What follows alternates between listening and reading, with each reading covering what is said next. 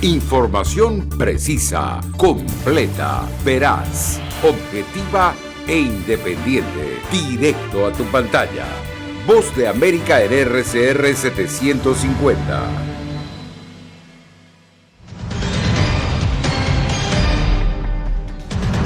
Aumenta el saldo de víctimas mortales mientras autoridades revelan piezas clave para esclarecer las causas de la tragedia de migrantes en Texas. Que lo vuelva yo a ver y abrazarlo, más que nada. El impacto de la tragedia en Texas sacude a México, país de origen de la mayoría de las víctimas. Además, Estados Unidos reforzará su presencia militar en Europa mientras que la OTAN declara a Rusia su amenaza más directa. Y la Casa Blanca presenta medidas para manejar el COVID-19 y la viruela del mono.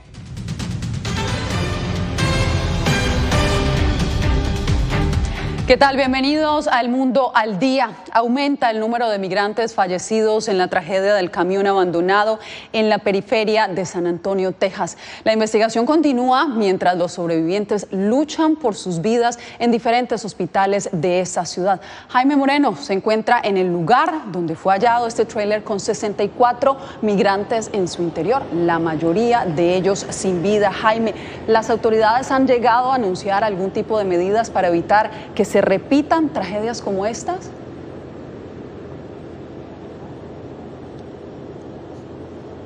Jaime.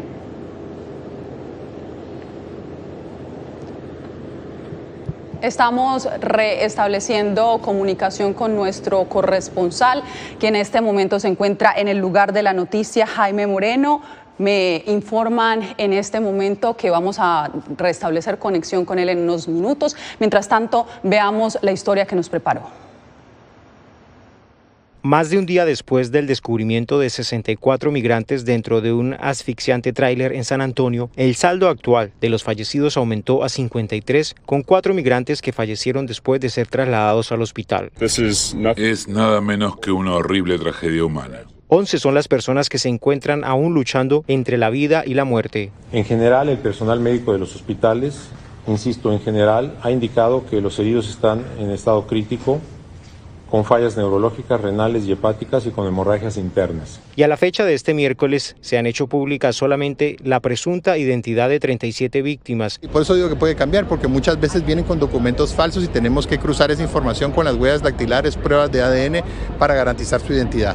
Esta incertidumbre ilustra los desafíos que enfrentan las autoridades para rastrear a las personas que cruzan las fronteras clandestinamente. También el FBI se ha unido a la investigación. 3 personas se encuentran bajo custodia en relación con el abandono del camión. Entre ellas, el conductor del furgón, dijeron las autoridades, supuestamente estaba drogado con metanfetamina cuando lo atraparon en el campo cerca del camión pretendiendo ser un migrante. Entre tanto, la comunidad en San Antonio está de luto por estos 40 hombres y 13 mujeres que perdieron la vida buscando un mejor futuro.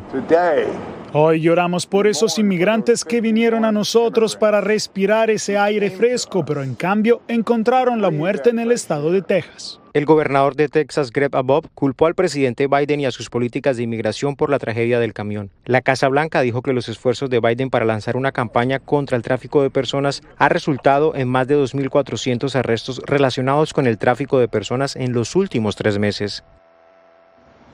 Jaime Moreno, ¿qué han dicho las autoridades? ¿Se han tomado medidas? ¿Se piensan tomar medidas para evitar tragedias como esta? Hola, Yasmín. El último anuncio que ha hecho el gobernador de Texas es que se van a incrementar desde el día de hoy los controles a los camiones que cruzan la frontera entre México y Estados Unidos, dice el gobernador, para evitar que este tipo de episodios como el que vimos de un camión abandonando a más de 60 inmigrantes en esta carretera se vuelva a presentar. Aquí es el área en donde fue encontrado el camión. Hasta este punto han llegado personas que viven en este sector a ofrecer un tributo a rezar por las personas que fallecieron con ofrendas florales, con velas, también con botellas de agua que se han convertido en un símbolo de esta tragedia debido a que justamente las personas fallecieron por no tener suficiente agua para hidratarse dentro de este camión que llevó a tener temperaturas, algunas personas dicen que pudieron ser entre 50 a 55 grados centígrados, eso está como por establecerse, pero la temperatura aquí afuera es muy alta. Ahora imagínese la Yasmín dentro de uno de estos contenedores, el sufrimiento que pudieron haber tenido estas personas, Yasmín.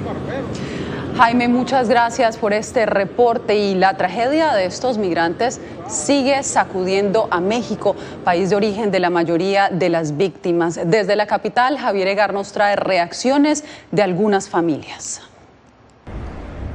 Horas de desesperación y angustia vivieron los familiares de José Luis Vázquez Guzmán al enterarse por las redes sociales que había sido llevado a un hospital de Texas, donde en la noche de lunes fueron hallados 64 migrantes en la caja de un tráiler, abandonado a 50 kilómetros de San Antonio.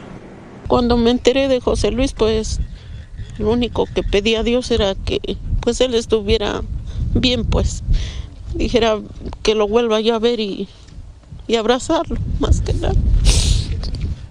México se comprometió a ayudar en la repatriación de los restos de las víctimas.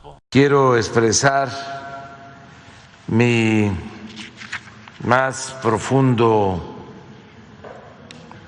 pésame a familiares de migrantes mexicanos, guatemaltecos, hondureños, que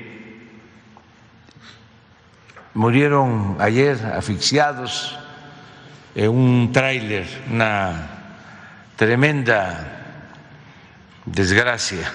Y a pesar de la tragedia, en los campamentos de Reynosa hay quienes no dudan en intentar cruzar. Sí, quiero irme, porque quiero una mejor vida. Y no lo dudan, aún con el título 42 vigente. Lo cierto es que los flujos de migrantes siguen aumentando. Son cada vez más quienes buscan conquistar su sueño americano a como dé lugar. Javier Egar, Voz de América, Ciudad de México. Y ahora vamos a Madrid, donde hoy comenzó la cumbre de la OTAN. Los países miembros presentaron una nueva hoja de ruta que incluye los desafíos más importantes de los que enfrentará la alianza. Saludamos a Julia Riera en la capital española. Julia, además, Estados Unidos anunció que reforzará su presencia militar en Europa. ¿Qué sabemos hasta el momento? Sí, Yasmín, el presidente estadounidense Joe Biden afirmó que Estados Unidos reforzará su presencia militar a largo plazo en Europa, concretamente en Alemania, Polonia, Rumanía, España, el Reino Unido y Alemania. Además, Estados Unidos también va a aumentar su presencia militar en la zona del Báltico, un lugar estratégico por su cercanía con Rusia. Por otro lado, la Casa Blanca confirmó que el compromiso de Biden significará que Estados Unidos mantendrá una presencia de 100.000 soldados en Europa. En el primer día de la cumbre celebrada en Madrid, la OTAN presentó el concepto estratégico que la alianza seguirá durante los próximos 10 años. Una nueva hoja de ruta que no descarta un ataque por parte de Rusia hacia los países aliados. Rusia es el desafío más significante y directo a nuestra seguridad. Los países miembros también reiteraron su apoyo a Ucrania con un nuevo paquete de ayuda. Incluye comunicaciones de seguridad, gasolina, combustible, suministros médicos y chalecos antibalas, contrarrestar las amenazas químicas y biológicas y las minas, y cientos de sistemas portátiles antidrones. Por otro lado, tras el levantamiento del veto por parte de Turquía, la organización invitó de manera formal a Suecia y Finlandia a que se unan a la alianza. Una posible adhesión que Rusia ha calificado como profundamente desestabilizadora y que Washington celebra. Estamos contentos que ahora las candidaturas de Suecia y Finlandia puedan avanzar. Sus candidaturas muestran en parte por qué la decisión de Putin de desatar esta guerra contra Ucrania va a ser un fracaso a nivel estratégico. Ahora que podremos gozar de la presencia de dos Estados miembros nuevos, en Europa para contribuir a nuestra defensa en común. La cumbre marca un brusco cambio de postura de la OTAN respecto a Rusia, país al que hace una década calificaba como un socio estratégico. Yasmín, además, el presidente estadounidense Joe Biden se reunió con su homólogo turco Tayyip Erdogan, a quien felicitó por haber retirado el veto a Suecia y Finlandia para que esos países nórdicos puedan unirse a la alianza. Era Julia Riera reportando desde Madrid. Gracias, Julia, por el reporte. Bien, y regresamos a Estados Unidos, donde el gobierno se embarcó en la primera etapa de prevención contra la viruela del mono. La Casa Blanca anunció el despliegue inmediato de más de 290,000 vacunas contra el virus destinadas a las personas más vulnerables. Jorge Agobián con los pormenores. A pesar de que la Organización Mundial de la Salud considera que la viruela símica no constituye por el momento una emergencia internacional, Estados Unidos activó la primera etapa preventiva. 32 estados de la Unión Americana han solicitado ayuda federal para obtener vacunas para la viruela, efectiva para tratar el virus. El gobierno estadounidense anunció una campaña nacional de vacunación que pondrá a circular 296,000 dosis durante las próximas semanas. El objetivo, indicó la Casa Blanca, es mitigar la propagación del virus en las comunidades donde la transmisión ha sido más alta y con poblaciones en mayor riesgo. Bavarian Nordic, el fabricante danés de la única vacuna autorizada para tratar la viruela símica, indicó que la dosis contiene una forma debilitada del virus que causa la enfermedad. Es como una vacuna tradicional.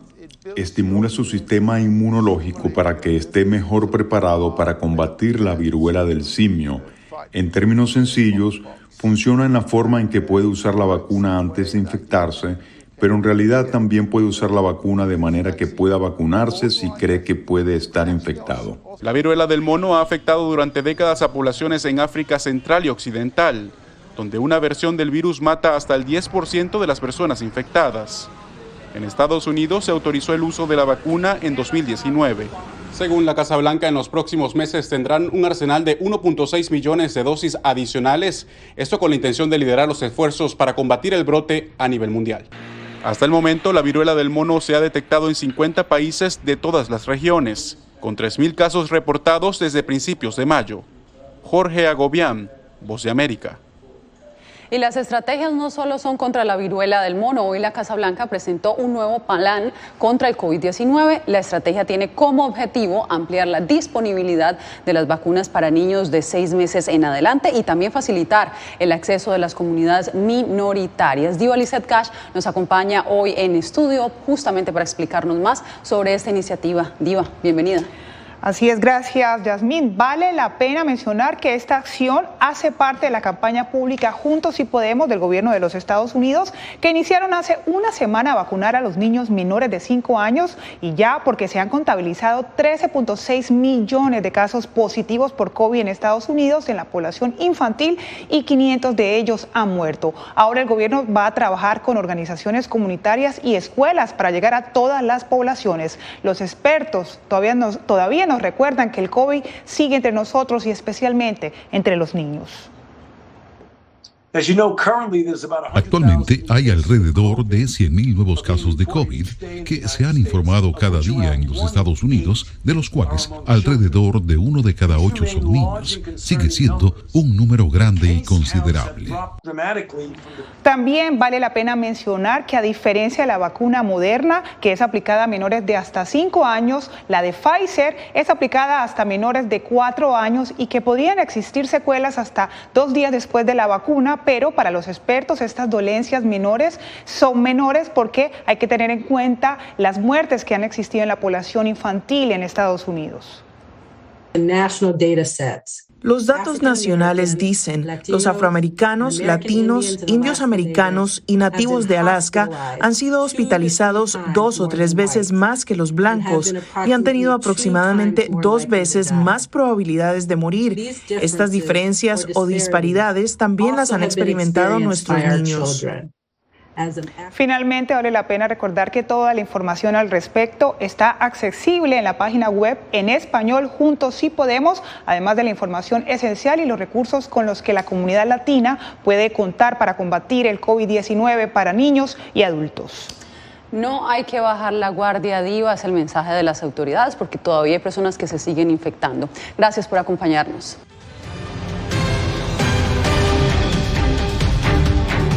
Tras el asesinato de 3 policías en El Salvador, el presidente Nayib Bukele anunció que reforzará su ofensiva contra las pandillas. El mandatario responsabilizó del crimen a una pandilla llamada Barrio 18. Entre los agentes ultimados en Santa Ana, la segunda ciudad más importante de ese país, se encuentra un jefe del sistema de emergencias. Bukele ya había decretado régimen de excepción en marzo y se han detenido más de 43.000 personas acusadas de pertenecer a pandillas. Mientras tanto, en Ecuador sigue estancado el diálogo entre el gobierno del presidente Guillermo Lasso y el movimiento indígena, que desde hace 17 días impulsa un paro nacional indefinido. Episodios violentos siguen ocurriendo en Quito. Néstor Aguilera nos cuenta más. La violencia se hizo sentir nuevamente durante el paro nacional, que este miércoles alcanzó su día 17 en Ecuador. Las redes sociales dieron cuenta de una protesta en un sector popular localizado en el extremo norte de Quito, durante la cual fueron incendiadas 2 unidades de policía. Una denuncia al gobierno, porque aquí nos bombardeó a la comunidad. Lejos de allí, el presidente del movimiento indígena llamó al diálogo tras la decisión del presidente Guillermo Lasso de suspender los acercamientos, una vez que se confirmó otro ataque a un convoy, esta vez en la región amazónica. El hecho dejó un militar fallecido y una docena de heridos. Nosotros dejamos extendido todas las condiciones, todas las garantías para que este proceso de diálogo tenga un fin, que en ese fin podamos encontrar la respuesta que queremos la mayoría de los ecuatorianos. De manera casi simultánea, la Asamblea Nacional no alcanzó los votos suficientes para destituir al presidente de la República, invocando un artículo constitucional. Se lograron 80 votos de 92 necesarios para acoger una propuesta de UNES, la organización política del expresidente Rafael Correa. El titular de la Asamblea Nacional, quien también lideró el proceso de acercamiento entre las partes, expresó previamente la necesidad de volver a dialogar. Volvemos a convocar a las partes a continuar el diálogo. En medio de este contexto, el riesgo país se elevó en las últimas horas. Néstor Aguilera, Voz de América, Quito. Y en México, la violencia contra periodistas no cesa. Esta mañana en Ciudad Victoria, Tamaulipas, fue asesinado a tiros Antonio de la Cruz, quien era reportero del diario Expreso. Su hija habría resultado herida también. El medio de comunicación confirmó la noticia al publicar un mensaje de indignación a través de su página web. Exigimos que este crimen no sea otro más que quede en la impunidad, asegura el medio.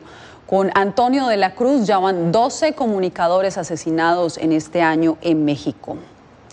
Cambiamos de información. En un hecho histórico, Colombia conoció el informe final de la Comisión de la Verdad, creada tras el acuerdo de paz en 2016 y que ha documentado delitos perpetrados durante el conflicto armado que padeció ese país durante más de 50 años con la extinta guerrilla de las FARC.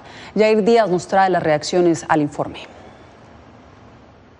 Opiniones divididas generó el informe de la Comisión de la Verdad sobre el conflicto armado colombiano. Nos anuncian con bombos y platillos el descubrimiento de la investigación que durante 4 años hizo la Comisión de la Verdad, o de la mentira, como la mayoría de estas comisiones que sirven es de lavadero de los crímenes. Así reaccionó la congresista María Fernanda Cabal a la presentación del informe de la Comisión de la Verdad, creada en 2016, luego del acuerdo de paz, y ante la que se consignaron los crímenes por más de 50 años de guerra en Colombia. Verdades incómodas que desafían nuestra dignidad. Durante más de 3 años, como se ha escuchado, hemos oído a más de 30.000 víctimas. 800 páginas relatan violaciones de los derechos humanos que provocaron más de 8 millones de desplazados y más de 4.000 personas muertas, aunque hay víctimas que aseguran no fueron escuchadas.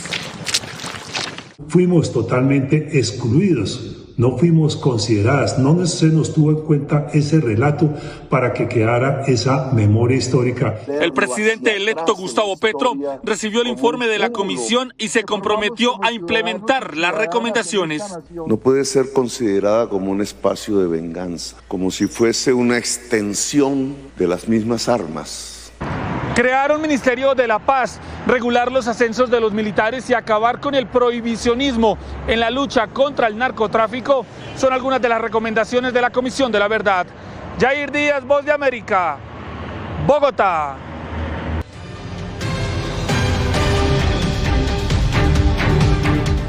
Una nueva ley en California podría beneficiar a millones de trabajadores y es que muchos de ellos no cuentan con un plan de retiro patrocinado por sus empleadores, algo que termina afectando en particular a la comunidad latina. Verónica Villafañe nos trae la información.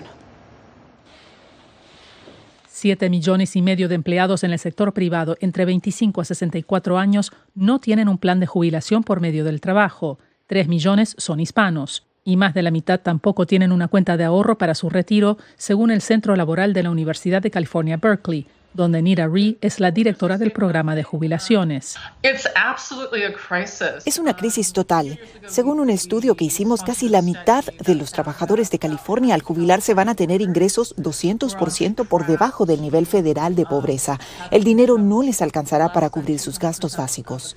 Para abordar la crisis, California adoptó la ley CalSavers, que requiere a empresas con 5 y más empleados inscribirlos automáticamente a un plan de ahorros de retiro. La ventaja que tiene este plan es que tú vas a estar poniendo un 3% o un 4% de cada pago que te hace tu patrón. Carlos García es presidente y fundador de FinHabits, una plataforma de educación y servicios financieros. Es mejor que tú puedas poner eso a un lado de forma automática y así tú puedas después de 3, 4 años decir, oye, ya tengo este guardadito de $20,000. Estudios indican que mecanismos automáticos incentivan el ahorro.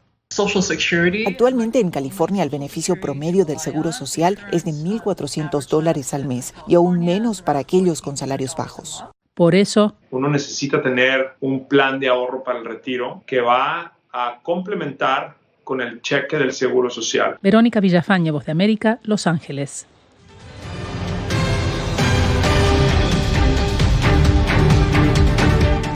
La fiebre por el fútbol invade a fanáticos del mundo que esperan el inicio de la Copa Mundial FIFA 2022. En Qatar, el hospedaje también ofrece la posibilidad de disfrutar este torneo deportivo desde un crucero temático de lujo. Disfrutar de los partidos de la Copa Mundial 2022 a bordo de un crucero en Qatar puede ser una realidad. Una embarcación de lujo estará atracada en el muelle de Doha para darle alojamiento a cientos de turistas dentro de sus 4,000 cabinas. El barco que vendrá aquí es mucho más grande que este. Nuevos espacios, nuevas instalaciones, más tecnología que este y también es más grande, mucho más grande en capacidad y tiene algo más de espacio.